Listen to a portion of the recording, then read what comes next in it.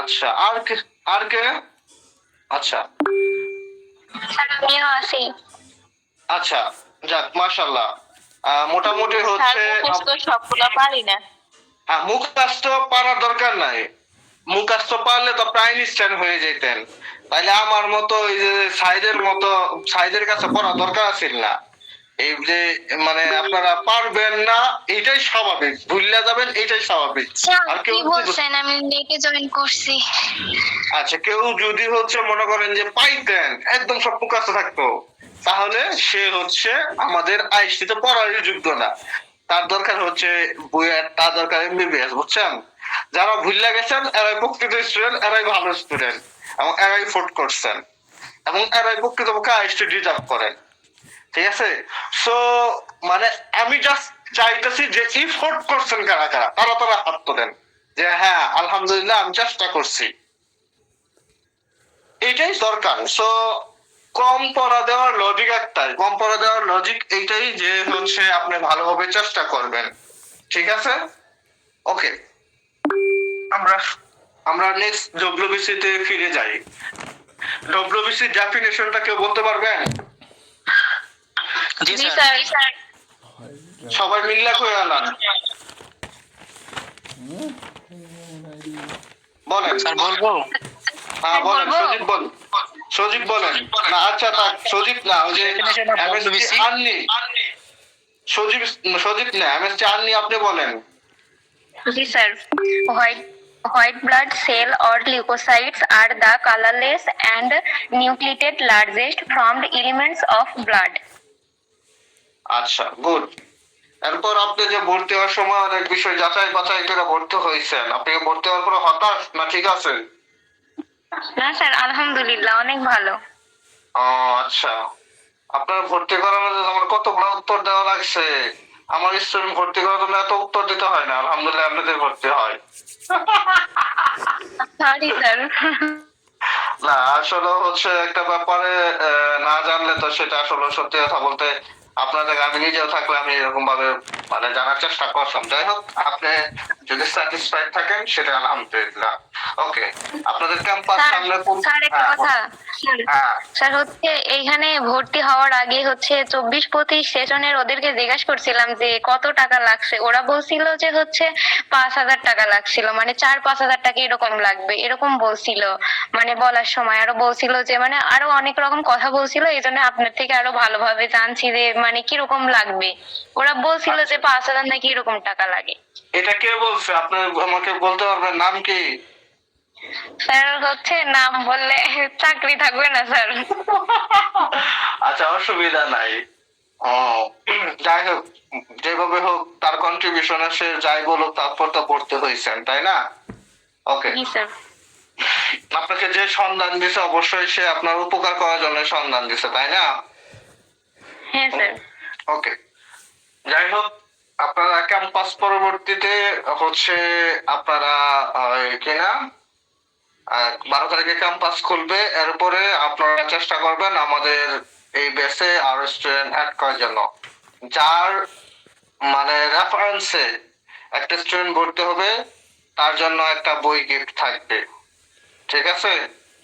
তো সেক্ষেত্রে আপনাদের মাধ্যমে আমাদের স্টুডেন্ট আছে হ্যাঁ স্যার, আমার কাছে 5 জন স্টুডেন্ট আছে, আমি আইএসটিতে গেলে ভর্তি হবে ইনশাআল্লাহ আপনারা আমার কাছেও আছে স্যার। জি স্যার, আমার আইসটিইউতে স্যার আছে, সমস্যা নেই। স্যার আমার কাছেও আছে।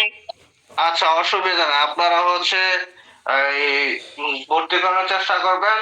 এরপর আপনাদের জন্য হচ্ছে বই গিফট থাকবে। টাকা পয়সা দিবে না, কারণ টাকা পয়সা তো একটা লোভনীয় ব্যবসা, তাই না? কিন্তু বই হচ্ছে আপনাকে সম্মান করা, এই জন্য বই গিফট করবে ইনশাআল্লাহ। হ্যাঁ একজনকে আমাদেরকে যে ওই যে আইএসটি ডিপার্টমেন্ট আর হচ্ছে কত নাম্বার পাইছে এগুলা দিয়ে যে রবিন ভাই গ্রুপে পোস্ট করছিল ইনবক্সে দেওয়ার জন্য, এটাকে যে হ্যাঁ। ব্যানার বানাবে না কি বানাবে স্যার এটা একটু? হ্যাঁ হ্যাঁ, ব্যানার, এটা ব্যানার বানাবো। আপনারা যে আমাদের কোচিং থেকে পড়া চান্স পাইছেন না, ওইটা ব্যানার বানাবো। ওইটা ব্যানার তো আমরা এই বছর বানাই নাই, ওইটা ব্যানার বানায় আস্তে আস্তে আমরা এটা ফেসবুকে পোস্ট করবো। স্যার ওইটা ব্যানারই বানাবেন না স্যার, আমাদেরকে কোনো সংবর্ধনা দিবেন? সংবর্ধনা তো হচ্ছে যদি মনে করেন যে অফলাইন কোচিং হইতো, আমার খুব ইচ্ছা যে আমার অফলাইনে যে কোচিং সেন্টার গুলো, হ্যাঁ মানে মানে যদি অফলাইনে হইতো, আমি যে আপনাদের সবাইকে সামনে পাইতাম, তাহলে 100% অবশ্যই একটা সংবর্ধনা দিতাম। কিন্তু এইটা ঠিক, আপনার এই পথ চলাটা কিন্তু ধরেন হচ্ছে মাত্র শুরু হইলো, জীবনের কখনো না কোনো বাঁকে ইনশাল্লাহ দেখবেন যে আবার আমাদের সাথে সংযুক্ত হইতেছেন, আবার আমাদের সাথে অফলাইনে দেখা হওয়ার সুযোগ হবে আপনার চাকরি পারপাসে, পিএসসি পারপাসে, হ্যাঁ তখন ইনশাল্লাহ অবশ্যই এই যে কোনো না কোনো ভাবে এই সংবর্ধনাটা আপনাকে দেওয়া হবে। অর্থাৎ যখনই আপনার সাথে আমার দেখা হবে তখনই আপনাকে সংবর্ধনা দেওয়া হবে ইনশাল্লাহ। ঠিক আছে? স্যার, অনেকেই বলতেছিল যে আমরা তো আইএসটি স্টাডি পয়েন্ট থেকে চান্স পেয়ে ভর্তি হলাম, সেই হিসেবে আমরা কিছু একটা পাই, হয়তো অনেক মানে প্ল্যাটফর্মই দিচ্ছে তো। হ্যাঁ, আপনাদের যদি ধরুন হচ্ছে আমাদের অফলাইন প্ল্যাটফর্ম হইতো সেটা অনেক আগে দিয়ে দিতাম, অনলাইন প্ল্যাটফর্ম হওয়ার কারণে এটা পসিবল হয় না। কিন্তু ইনশাল্লাহ কখনো ফেস টু ফেস দেখা হইলে আপনাদেরকে কোনো না কোনো ভাবে একটা সংবর্ধনা দেওয়া হবে। ওকে, আমরা হচ্ছে ক্লাসে ফিরে যাই। আমরা মোটামুটি হচ্ছে 33 বেজে গেছে, আমরা ক্লাস শুরু করবো ইনশাল্লাহ। আচ্ছা, ওকে। ফ্যাগোসাইটোসিস, ফ্যাগোসাইটোসিস কি বলতে পারবেন? জীবাণুকে স্যার এই প্রক্রিয়ায় খেয়ে ফেলে। জীবাণুকে ভক্ষণ করা, অর্থাৎ জীবাণু ভক্ষণ। এমন একটা পদ্ধতি যে পদ্ধতির মাধ্যমে যেই পদ্ধতির মাধ্যমে আপনার হচ্ছে ফরেন পার্টিকেল, ফরেন বডি অথবা হচ্ছে ধরেন ব্যাকটেরিয়া, ভাইরাস, ফরেন পার্টিকেল বা ফরেন বডি বলতে কি বোঝায় আমরা বুঝি না, আমরা বলি সে হচ্ছে ফরেনার। ফরেনার বলতে কি বুঝি? মনে করেন যে বাংলাদেশে জাপান থেকে একটা লোক আইছে, আমেরিকা থেকে একটা লোক আইছে, চীন থেকে একটা লোক আইছে, তাহলে আপনারা তাহলে কি বলেন? ফরেনার বলেন। বিদেশি, স্যার। বিদেশি বলেন। কিন্তু আপনার দেশেই মনে করেন যে চট্টগ্রাম থেকে একটা লোক আইলে তারা কি ফরেনার বলেন? না, ফরেনার বলেন না। ঠিক বডির ভিতরে এইরকম বাহির থেকে কোনো কিছু ঢুকলে, বডির ভিতরে বাহির থেকে কোনো কিছু ঢুকলে সেটা হচ্ছে ফরেন পার্টিকেল বা ফরেন অর্গানিজম বা ফরেন স্ট্রাকচার বা ফরেন বডি। অথবা আপনার ধরুন হচ্ছে একটা ব্যাকটেরিয়া আপনার বডির উপর, তাহলে ফরেন পার্টিকেল। একটা ভাইরাস ঢুকলো, ফরেন পার্টিকেল। একটা প্যারাসাইট ঢুকলো, ফরেন পার্টিকেল, তাই না? ফাঙ্গাসের অ্যাটাক হইলো, এটা ফরেন পার্টিকেল। অর্থাৎ সকল প্রকার মাইক্রো অর্গানিজম হচ্ছে ফরেন পার্টিকেল। যখন আপনার বডিতে এটা ঢুকবে তখনই সে বিদেশি হয়ে যাবে, তাই না? সেটা আপনার বডির মধ্যে থেকে আসছে, সে বাহির থেকে আসছে। কথা বুঝতে পারছেন ফরেন পার্টিকেল বলতে কি বোঝা? তাহলে ফরেন পার্টিকেল বলতে মাইক্রো অর্গানিজম গুলোকে বোঝায়। মাইক্রো অর্গানিজম বলতে কি বোঝায়? যে অর্গানিজম গুলো খালি চোখে দেখা যায় না, যেরকম virus, bacteria, fungus, Parasite. Micro organism বলতে ভাইরাস, ব্যাকটেরিয়া, ফাঙ্গাস, প্যারাসাইট। কথা ক্লিয়ার? ওকে, জি স্যার। গুরুত্বপূর্ণ একটা তথ্য আমরা জানতে পারলাম। দেখেন, phagocytosis is the process by which certain white blood cell known as phagocyte engulf and destroy foreign particle such as bacteria or dead cell to protect the body. অর্থাৎ বডিকে protect করার জন্য ব্যাকটেরিয়া বা ডেড সেল বা any kind of foreign পার্টিকেলকে আপনার হচ্ছে মানে ভক্ষণ করার যে প্রক্রিয়া সেটাকে বলা হয় ফ্যাগোসাইটোসিস। কথা ক্লিয়ার? ওকে, এরপরে হচ্ছে আপনার ফ্যাগোসাইটোসিসের কয়টা ধাপ আছে। এই ধাপগুলো আপনাদের জানার কোনো প্রয়োজন নেই, কারণ এগুলো এইভাবে কখনোই হচ্ছে আসে না। এরপর ফাংশন অফ ডব্লিউবিসি, এটা আমি আপনাদেরকে পড়াইছি, ফাংশন অফ ডব্লিউবিসিটা পড়াইছি। এরপরে গুরুত্বপূর্ণ তথ্য হচ্ছে difference between RBC and WBC. Difference between RBC and WBC, অর্থাৎ আরবিসি এবং ডব্লিউবিসির হচ্ছে পার্থক্যটা আমরা হচ্ছে পড়বো। ঠিক আছে? আচ্ছা, আরবিসি আর ডব্লিউবিসির পার্থক্য আপনি খেয়াল করে দেখেন তো, আমরা একটা জানি, খেয়াল করে দেখেন আরবিসি আর ডব্লিউবিসির মধ্যে পার্থক্য কি জানেন? আপনি আরবিসির কথা মনে হইলে red blood cell, WBC white blood cell. তাহলে হোয়াইট ব্লাড সেলের নির্দিষ্ট আসলে কোনো কালার নাই, যেটা কালারলেস। আর রেড ব্লাড সেলের রেড কালার, আরবিসির একটা নাম হচ্ছে অ্যারাইথোসাইট, হোয়াইট ব্লাড সেলের আরেকটা নাম হচ্ছে লিউকোসাইট। এরপরে যদি আমি চিন্তা করি যে আরবিসি হচ্ছে ডব্লিউবিসি হচ্ছে লার্জেস্ট সেল, তাই না? আর আরবিসি স্মলার দেন ডব্লিউবিসি। এরপরে যদি আমি চিন্তা করি যে আরবিসির শেপ হচ্ছে কিরকম, আরবিসির শেপ করে আসলাম বায়োকনকেভ ডিস্ক, আর ডব্লিউবিসির নির্দিষ্ট কোনো শেপ নাই, ইররেগুলার, এই জন্য ও হচ্ছে ইররেগুলার।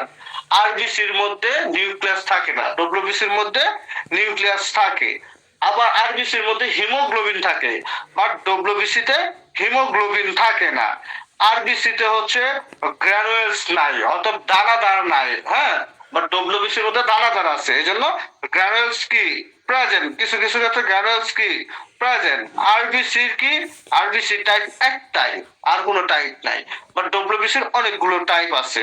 তারপর আরবিসি 120 দিন বাসে, ডব্লিউবিসি বাসে কি, ডব্লিউবিসি হচ্ছে আপনার 1-2 দিন থেকে 15 দিন, 1 দিন থেকে 15 দিন অথবা 2 দিন থেকে 15 দিন। এরপরে হচ্ছে চিন্তা করে আরবিসি হচ্ছে 4.5 মিলিয়ন থেকে 6.5 মিলিয়ন আরবিসি সংখ্যা, আর ডব্লিউবিসি সংখ্যা মাত্র 4,000 থেকে 11,000। এরপরে যদি চিন্তা করি আরবিসি মূলত হচ্ছে বডিতে কি অক্সিজেন আর কার্বন ডাইঅক্সাইড ট্রান্সপোর্ট করে, আর ডব্লিউবিসি কি ডিফেন্সিভ মেকানিজমে কাজ করে থাকে। এই স্বাভাবিক ডিফারেন্স গুলো আপনি যদি আরবিসি ডব্লিউবিসি সম্পর্কে মোটামুটি পড়েন, মোটামুটি জানেন, তাহলে কিন্তু আপনি লিখতে পারবেন। কোনোদিন আপনি আরবিসি ডব্লিউবিসি ডিফারেন্স মুখস্থ করছেন না, কিন্তু আমি যদি আপনাকে জিজ্ঞাসা করি আরবিসি ডব্লিউবিসির পার্থক্যগুলো, আপনি কিন্তু বলতে পারবেন স্যার আরবিসি সংখ্যা হইতেছে 4.5 থেকে 6.5 মিলিয়ন, ডব্লিউবিসি মাত্র 4,000 থেকে 11,000। স্যার আরবিসি 120 দিন বাসে, ডব্লিউবিসি 1 থেকে 15 দিন বাসে। স্যার আরবিসি হইতেছে অক্সিজেন সারা দেহে ট্রান্সপোর্ট করে, আর ডব্লিউবিসি কি বডি হচ্ছে ডিফেন্স মেকানিজম কাজ করে থাকে, বডিকে সুরক্ষার জন্য কাজ করে থাকে। স্যার ডব্লিউবিসির হচ্ছে মধ্যে আপনার নিউক্লিয়াস থাকে, আরবিসির মধ্যে নিউক্লিয়াস থাকে না। স্যার ডব্লিউবিসি হচ্ছে অনেক বড়, সব থেকে লার্জেস্ট, আরবিসি হচ্ছে ডব্লিউবিসি তুলনামূলক ভাবে ছোট। মানে এরকম ভাবে চিন্তা ভাবনা করলে কিন্তু আপনি নিজেই বলতে পারবেন কয়েকটা পার্থক্য, পারবেন না? জি স্যার। এটা কোনো কঠিন বিষয়? জি না স্যার। হ্যাঁ, বলেন। এখান থেকে কয়টা পার্থক্য দিতে হবে? মিনিমাম হচ্ছে 7 থেকে 8টা পার্থক্য দিবেন। 8টা পার্থক্য দিলে আপনাকে ভালো মার্ক দিবে, আর যদি নাও পারেন কমপক্ষে 5টা পার্থক্য জানলে লিখে আসবেন। হ্যাঁ বলেন, প্রশ্ন? ওকে, স্যার এখানে রেড ব্লাড সেলের মানে নাম্বার দেওয়া 4.5 থেকে 5.5 দেওয়া, বাট আমরা তো 6.5 পর্যন্ত পড়ছি। এইখানটা নিশ্চয়ই কোনো ভুল করছে, ঠিক না? না স্যার, এটা তো বলাই যায় স্যার, আচ্ছা। মাথা আছে। এইটা আমি আপনাদেরকে এই আলাপটা বহুদিন ধরে ফেলছি। বায়োকেমিস্ট্রি নর্মাল ভ্যালু, অর্থাৎ আমাদের হিউম্যান বডিতে যে যে মানে অর্গানিক স্ট্রাকচার, ফ্লুইড, হ্যাঁ, বা যে জিনিসগুলো পরিমাপ আছে, ওই পরিমাপ গুলো কম বেশি বিভিন্ন বয়ে থাকতে পারে, কাছাকাছি কম বেশি বা অনেক কম বেশি থাকলে সেটা ভুল, কাছাকাছি কম বেশি থাকলে সেটা ভুল না। কিরকম? আপনার হচ্ছে বায়োকেমিস্ট্রি নর্মাল ভ্যালু বলতে ধরেন হচ্ছে আপনার হার্টের ওজন কত, হার্টের ওজন হচ্ছে in case of male 250 gram, in case of female 135 gram. তারপর ধরেন হচ্ছে লাংসের ওজন, right lungs about 700 gram, left lung about 600 gram. এরপরে ধরেন হচ্ছে রক্তের পিএইচ, রক্তের পিএইচ হচ্ছে 7.4। এরপরে ধরেন হচ্ছে ডব্লিউবিসি সংখ্যা 4,000 থেকে 11,000, প্লাটিলেটের সংখ্যা 1.5 লাখ থেকে 3.5 লাখ। তারপরে ধরেন হচ্ছে আরবিসি সংখ্যা আপনার হচ্ছে 4.5 থেকে 6.5 মিলিয়ন। এরপরে ধরেন হচ্ছে আপনার লিভারের ওজন 1700 গ্রাম অথবা হচ্ছে 1500 গ্রাম। এই যে বিভিন্ন ধরনের পরিমাপ আছে না, এই একটা বইয়ের সাথে আরেকটা বই মিলবে না। কাছাকাছি কম বেশি থাকতে পারে, বাট কাছাকাছি কম বেশি থাকা মানে এই যে ভুল এটা না, সবগুলো। কারণ কি? কারণ হচ্ছে মনে করেন যে আমেরিকার যে একটা মানুষগুলো আছে, হ্যাঁ, ইউরোপ আমেরিকার যে মানুষগুলো আছে, নর্মালি ওরা কি, ওরা হচ্ছে 6 ফুট 6.5 ফুট হয়। তাইলে একটা মানুষ যদি 6.5 ফুট ওজনে হয়, ওজনে ধরেন লম্বা হয়, তাহলে ওজনের নর্মালি সে 100 কেজি, 100 কেজি ওজনের একটা মানুষ। আর বাংলাদেশের এভারেজ কি 60-65 কেজি, তাই না? মেয়েদের ক্ষেত্রে কি 45-40 এভারেজ ওজন। আর যেই মানুষের ধরুন হচ্ছে 60 কেজি ওজন, তার বডিতে 5 লিটার রক্ত আছে। আর যেই মানুষের ওজন 120 কেজি, তার বডিতে কি 5 লিটার রক্ত আছে? বলেন না। তার বডিতে কি মিনিমাম হইলেও 9-10 কেজি আছে। আবার যেই মানুষের 100 কেজি ওজন, তার হার্ট মিনিমাম হইলেও কি 800-900 গ্রাম। আর যেই মানুষের 60 কেজি ওজন, তার হার্ট 250 গ্রাম। তাইলে এই যে ধরুন হচ্ছে একটা আমেরিকান গবেষণা, মানে মানুষের উপর গবেষণা কইরা যে বইটা তৈরি হয়েছে, সেই বইটা একটু কম। আবার এশিয়ার মানুষের উপর গবেষণা কইরা, আমাদের যে এশিয়া আছে মহাদেশ, এই মানুষগুলোর উপর গবেষণা করে যেগুলো হয়েছে সেগুলো একটু কম, তাই না? এই জন্য যেই লেখক যেভাবে গবেষণা কইরা যে বইগুলো বানাইছে, এটা কি কাছাকাছি হচ্ছে কম বেশি আছে। সো এটা ভুল না। সো এখন থেকে যদি নরমাল ভ্যালু কোথাও কাছাকাছি কম বেশি পান, তাহলে সেটা ভুল ধরা যাবে না। বাট অনেক বেশি কম বেশি হইলে সেটা ভুল। কথা বুঝতে পারছেন?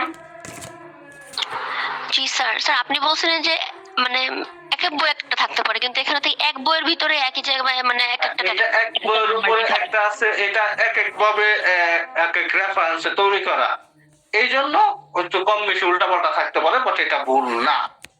এই যে বেড়ায় যে বই লেখছে, এই বেড়ায় কি এটা বই গবেষণা লেখছে না, এই বেড়া বিভিন্ন ধরনের বই পড়ছে, পড়া ওইখান থেকে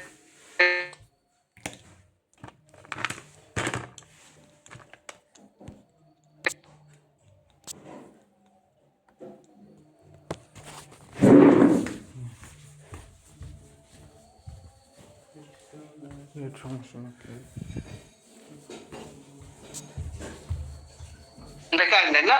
থ্রম্বোসাইট, প্লাটিলেট সেলের আরেকটা নাম থ্রম্বোসাইট। প্লাটিলেট সম্পর্কে আমরা একটা তথ্য জানি যে এটা হচ্ছে সব থেকে ছোট সেল। আরেকটা তথ্য জানি এটার মধ্যে নিউক্লিয়াস নাই। তাহলে platelet or thrombocyte are very small and non nucleated, এই পর্যন্ত আমরা জানি। প্লাটিলেটের শেপটা হচ্ছে ডিস্ক শেপ, আর আরবিসি শেপটা কি বায়োকনকেভ ডিস্ক শেপ, অর্থাৎ দুই দিক থেকে কম কনকেভ থাকবো এবং এটা ডিস্ক আকৃতির হবে। কথা বুঝতে পারছেন? জি sir. Platelet or thrombocyte are very small, non-nucleated disc-shaped cell in the blood, derived from the cytoplasm or megakaryocyte in red bone marrow. এই হচ্ছে ডেফিনেশন অফ প্লাটিলেট। প্লাটিলেটের ডেফিনেশনটা মুখস্থ করা খুব জরুরি না, মুখস্থ না করলেও হবে, কিন্তু এটুকু মনে রাখতে হবে প্লাটিলেটের আরেকটা নাম থ্রম্বোসাইট। প্লাটিলেট হচ্ছে ভেরি স্মল, প্লাটিলেট হচ্ছে নন নিউক্লিয়েটেড, প্লাটিলেট হচ্ছে ডিস্ক শেপ। এই তথ্যটুকু আপনাকে মনে রাখতেই হবে। ওকে, আচ্ছা। এরপর দেখেন মরফোলজি, মানে ওর গঠনটা আলোচনা করছে। শেপ হচ্ছে ডিস্ক বা ডিস্কয়েড, একই কথা। নিউক্লিয়াস নাই। সেলের সাইজ হচ্ছে 2 থেকে 4 মাইক্রোমিটার। লাইফ স্পান হচ্ছে 8 থেকে 11 দিন। তাহলে আমি যদি প্রশ্ন করি ডব্লিউবিসি লাইফ স্পান কত? 1 থেকে 15 দিন। আর প্লাটিলেটের লাইফ স্পান কত? 8 থেকে 11 দিন। আরবিসি লাইফ স্পান কত? 120 দিন। এই তথ্যগুলো আপনাকে পাক্কা ব্রেনে মনে রাখতে হবে। এন্ড ট্রাস্ট মি দ্যাট ক্যাম্পাসে যাওয়ার পরে আমি যা যা পড়াইতেছি, আমি যা যা বলতেছি, আপনাকে এই সকল তথ্য বা এগুলাই ধরবে। তখন আপনার মনে হবে যে এই বেড়া কি আমার কাছে পড়ে গেছে না আমি বেড়ার থেকে পড়ছি। মনে হয় যে ওই স্যারের কাছে আমি শিখছি, শিক্ষা আপনাদের শিখেছি, অথবা মনে হবে যে আমার কাছে ওই স্যার শিক্ষা আপনাদের পড়াইতেছে, এরকম মনে হবে, হুবহু অবিকল মনে হবে। তাহলে এই যে তথ্যগুলো যদি আপনার ব্রেনে সুন্দর করে রাখেন, যখন ক্লাসের টিচার ধরবে, ধরার সাথে সাথে মনে করেন যে কয় না যে একটা কথা কর সাথে সাথে ফাল পাইরা উঠলে কে মানে রাগ করে উঠলো বা এক্সাইটেড হয়ে গেল, আঞ্চলিক ভাষায় বলে ফাল পাইরা উঠা, যে একটা কথা কবার পেলাম না সাথে সাথে ফাল করে উঠতে হলো, অথবা একটা কথা কইছি একটু কর সাথে সাথেই ও কথা কওয়া শুরু করছে, আগে শুনে আলো। মানে আপনাদের অবস্থাতে আপনাদের মধ্যে এরকম একটা এক্সাইটমেন্ট চলবো, স্যারের কওয়ার সাথে সাথেই বা স্যার না বলার সাথে সাথে দেখছেন আপনার উত্তর নিয়ে রেডি, তখন স্যার খুব সারপ্রাইজ হয়ে যাবে, একই মানুষ তাই হচ্ছে কোন ধরনের লৌহ মানব, আমি তো প্রশ্নই করতে পারি না, তার আগে উত্তর রেডি, এ কিভাবে সম্ভব? স্যার আপনাদেরকে এইভাবে মনে করেন যে আপনাদেরকে এইভাবে ট্রিট করবো, এন্ড অবশ্যই সেটার একটা ভালো সম্মান বা মূল্য ইনশাল্লাহ আপনারা পাবেন, বুঝতে পারছেন? আচ্ছা, একটু ওয়েট, আজানটা শেষ হোক।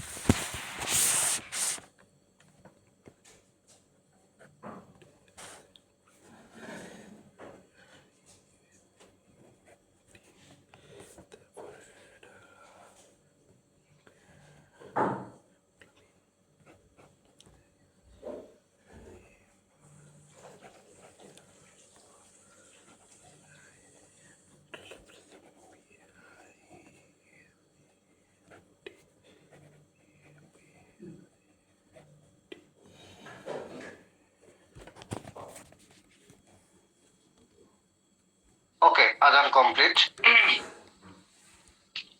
আচ্ছা, তাহলে আমরা হচ্ছে এই মরফোলজি অফ প্লাটিলেট জানতে পারছি।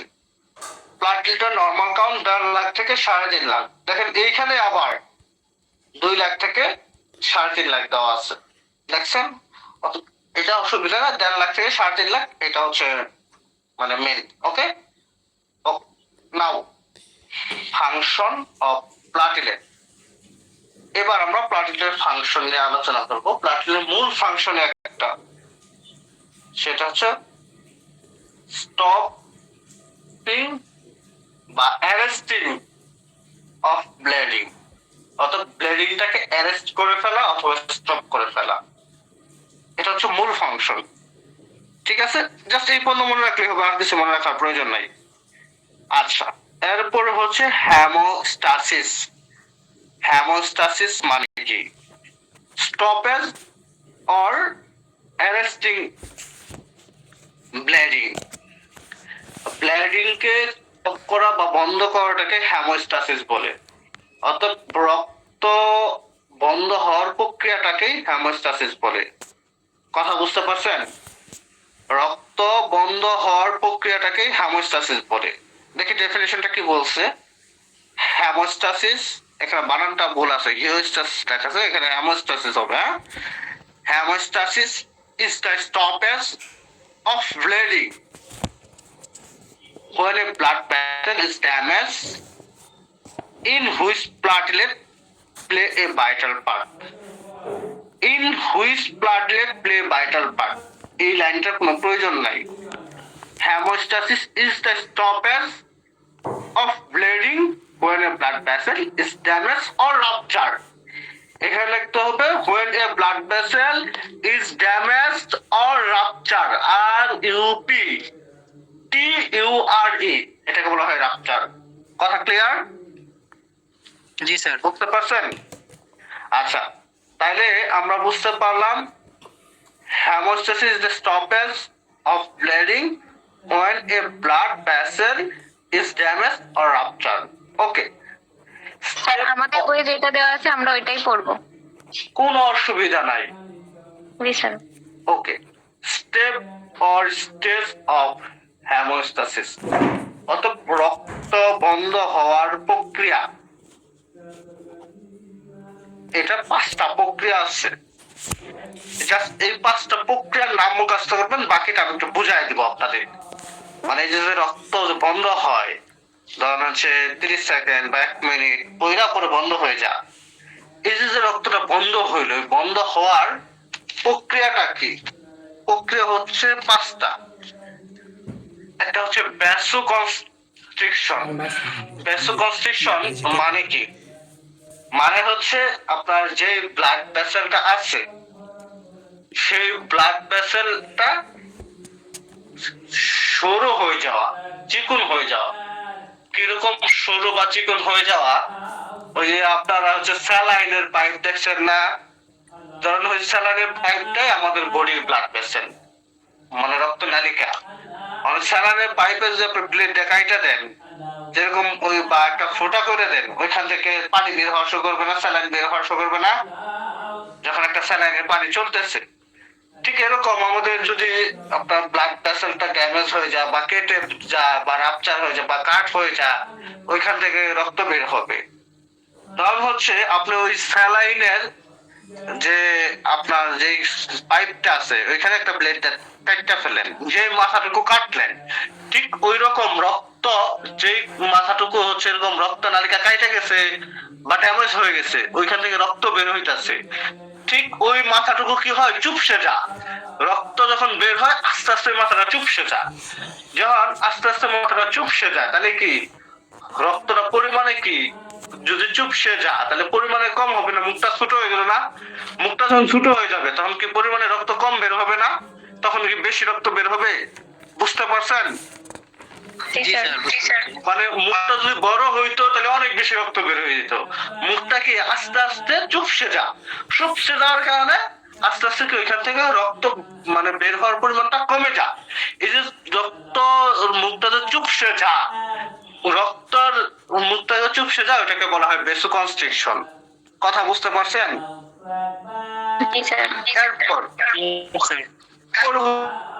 হচ্ছে প্লাটলেট প্লাগ ফর্মেশন। গ্রুপ প্লাগটা ফর্মেশন হওয়ার শুরু। প্লাটলেটের প্লাগ ফর্মেশন মানে কি? প্লাটলেটটা এরকম দানাদার, এরকম দানাদার, এরকম দানাদার, এরকম দানাদার, এরকম দানাদার, এরকম দানাদার হওয়া শুরু করে। এরপর ব্লাড কোয়াগুলেশন বা ব্লাড ক্লটিং। এরপর এই যে আপনার হচ্ছে দানাদার হইলো, এই দানাদার গুলো একদম মিশা শুরু করে, কাছাকাছি আইসা মিশা শুরু করে, কাছাকাছি আইসা শুরু করে। এরপর ক্লট রিডাকশন এন্ড রিপেয়ার, এবং ক্লট পুনরায় ক্লট হয়ে যায়।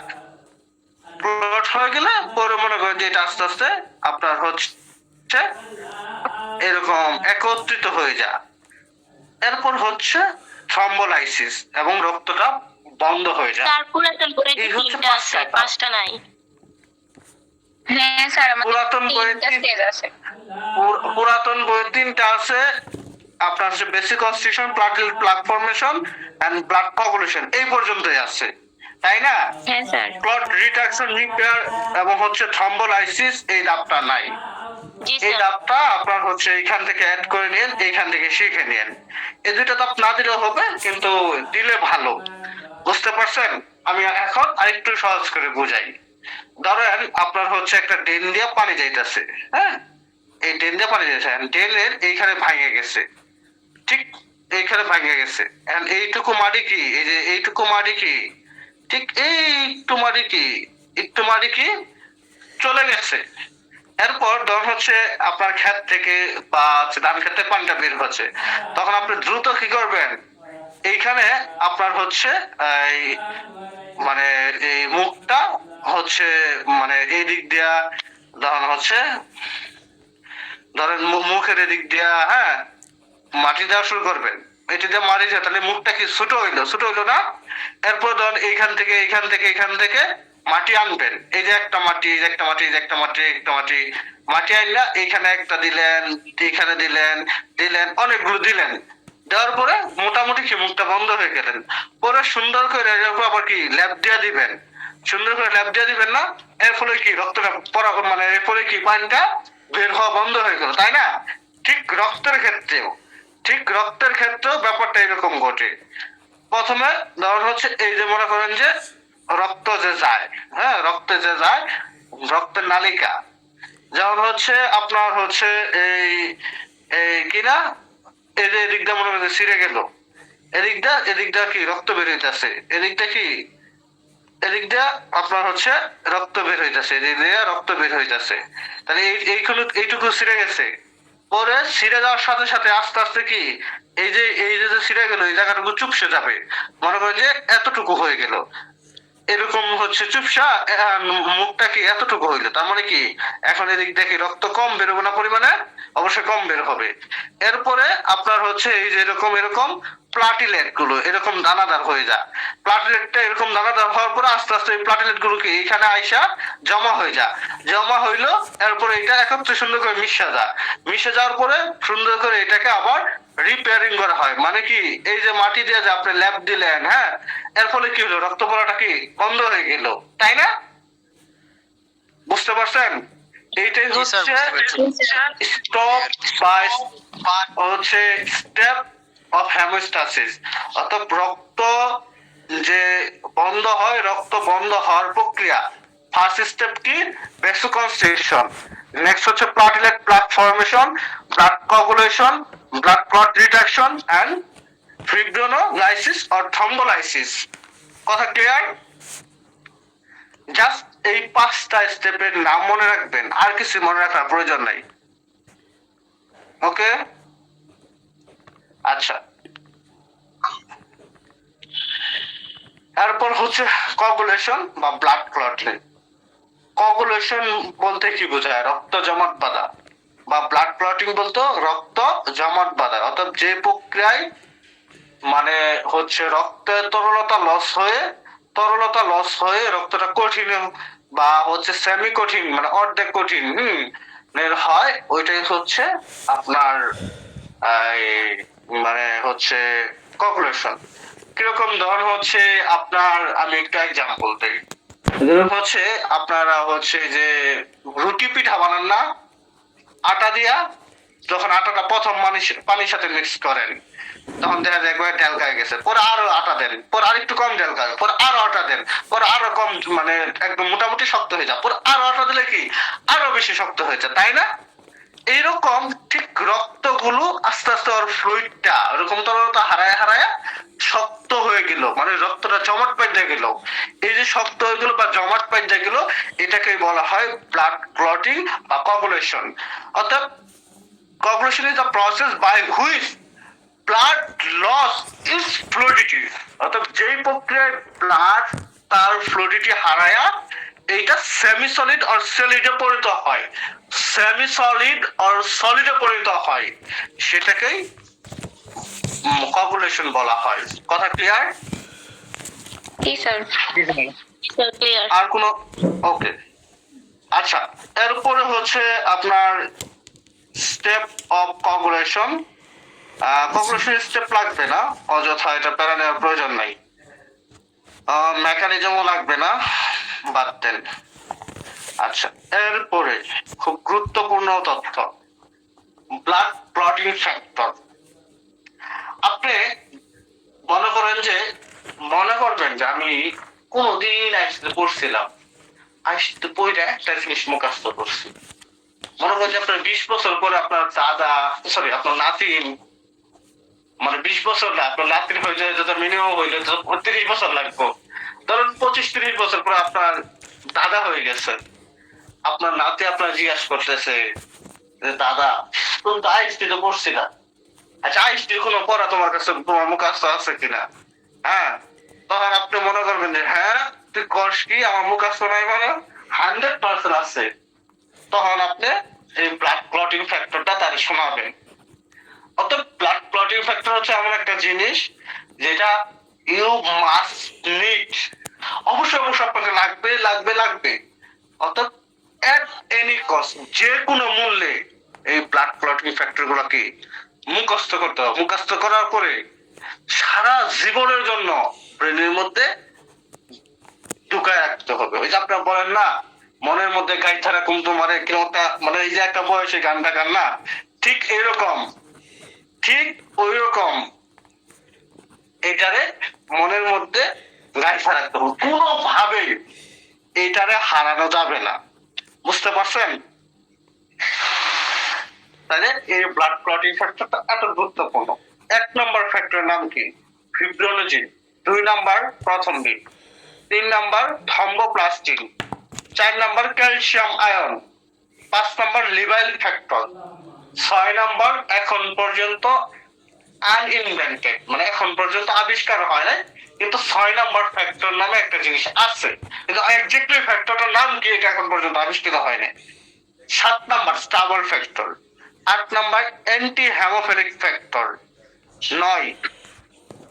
9 নাম্বার হচ্ছে thromboplastin, thromboplastin factor, plasma thromboplastin factor, বা আপনি ক্রিসমাস ফ্যাক্টর বলতে পারেন। Stuart factor, anti hemophilic factor, Hageman factor, fibrin stabilizing factor. এই 13টা ফ্যাক্টরের নাম অবশ্যই অবশ্যই মুখস্থ করতে হবে, উল্টাপাল্টা করে মুখস্থ করা যাবে না। পরীক্ষার প্রশ্ন হতে পারে যে আপনার 5 নম্বর ফ্যাক্টর নাম কি? লিভাইল। 7 নম্বর স্টাবল। 8 নম্বর অ্যান্টি হেমোফিলিক। 13 নম্বর ফিব্রিন স্টাবিলাইজিং ফ্যাক্টর। এই 13টা ফ্যাক্টরের নাম আপনাকে মুখস্থ করতে হবে করতে হবে করতে হবে। ঠিক আছে? ফিব্রিনোজেন প্রথম দিন, ক্যালসিয়াম আয়ন, লিভাইল factor, stable factor, anti hemophilic factor, হ্যাঁ, তারপর হচ্ছে ক্রিসমাস ফ্যাক্টর, স্টুয়ার্ট ফ্যাক্টর, তারপর হচ্ছে আপনার plasma thromboplastin antecedent factor, Hageman factor, fibrin stabilizing factor. অবশ্যই আপনাকে মুখস্থ করতে হবে। মুখস্থ করতে পারবেন না? পারবেন? জি স্যার, জি স্যার পারবো। আচ্ছা, আচ্ছা, তাইলে আজকের পড়া এই পর্যন্তই। 13টা ফ্যাক্টর নাম মুখস্থ করবেন। এরপর হচ্ছে কোয়াগুলেশনের ডেফিনেশনটা মুখস্থ করবেন। এরপর হচ্ছে ব্লাড ক্লটিং, সরি হচ্ছে হেমোস্টাসিসের স্টেপ গুলো মুখস্থ করবেন। এরপর হচ্ছে প্লাটলেটের function, normal count, morphology, definition, difference between RBC WBC, এই পর্যন্ত। আর হচ্ছে ফাংশন অফ ডব্লিউবিসি পড়াইছি, ফ্যাগোসাইটিসের ডেফিনেশন, এই পর্যন্ত হচ্ছে আপনাদের আগামীকালকের পড়া। পারবেন না মুখস্থ করতে? জি স্যার। সমস্যা নাই। আচ্ছা, তাহলে আজকে আমাদের ক্লাস এই পর্যন্ত সমাপ্তি ঘোষণা করা হলো। আপনাদের সকলের সুস্বাস্থ্য কামনা করে আগামীকালে আবার দেখা হবে ইনশাআল্লাহ। আজকে পর্যন্ত ক্লাস এই পর্যন্তই। আল্লাহ হাফেজ। আসসালামু আলাইকুম।